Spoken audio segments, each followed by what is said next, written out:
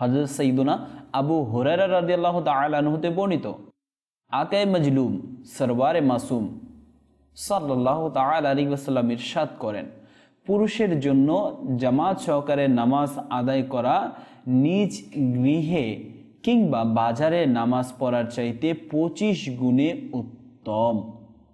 কারণ এই যে সে যখন ভালো মতো অজু করে মসজিদের দিকে গমন করে তখন তার মনোযোগ কেবল নামাজের দিকেই নিবিদ্ধ থাকে, ফলে আল্লাহ তার প্রতিটি কদমের বিনিময়ে একটি করে দরজা বুলন্দ করে দেন, একটি গুনাহ মাফ করে দেন।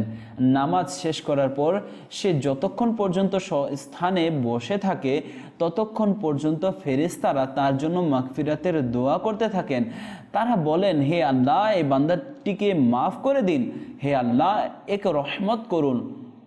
আর তোমাদের কেউ যতক্ষণ ধরে নামাজের অপেক্ষায় থাকে সে ততক্ষণ পর্যন্ত নামাজেই থাকে।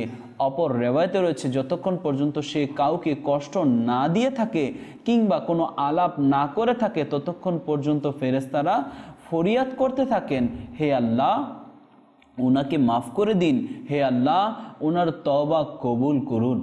হযরত সাইয়্যিদুনা আবু বকর বিন সুলাইমান বিন আবু হাজম রাদিয়াল্লাহু তাআলা আনহু ইরশাদ করেন, হযরত সাইয়্যিদুনা ওমর বিন খাত্তাব রাদিয়াল্লাহু তাআলা আনহু একদিন আমার পিতা সুলাইমান বিন আবু হাজমকে ফজরের নামাজে না দেখে বাজারের দিকে গেলেন। কারণ হযরত সাইয়্যিদুনা সুলাইমান রাদিয়াল্লাহু তাআলা আনহু এর বাড়ি মসজিদ এবং বাজারের মধ্যবর্তী জায়গা ছিল।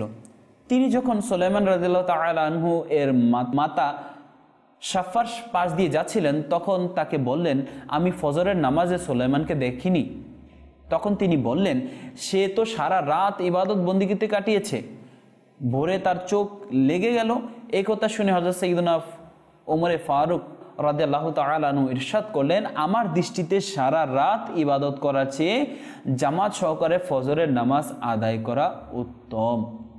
বিশেষ করে ফজর এবং এশার নামাজ আরও গুরুত্ব দেব, কেননা এই দুই নামাজের ব্যাপারে আরও গুরুত্ব চলে এসেছে এবং গুরুত্ব দেওয়া হয়েছে এই কারণে যে সাধারণত আমাদের এই দুই ওয়াক্ত নামাজের বেলায় আমরা একটু অলসতা দেখাই, আর এই অলসতাটা হচ্ছে মুনাফিকতের আলামত। মুনাফিকরা ফজর এবং এশারের নামাজ জামাত সহকারে আদায় করতে পারতো না।